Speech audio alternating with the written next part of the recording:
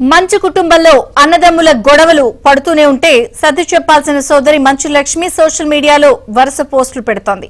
ఈ ప్రపంచంలో ఏది మనది కాను అన్నప్పుడు ఏదో కోల్పోతామో అనే భయం నీకెందుకు అంటూ ఓ సందేశాన్ని ఆమె షేర్ చేశారు.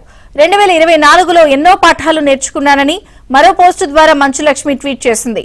నిన్న కూడా తన కుమార్తె చిరునవ్వులు చిందిస్తున్న ఓ వీడియోను ఆమె షేర్ చేశారు. దానికి పీస్ అనే క్యాప్షన్ జత చేశారు.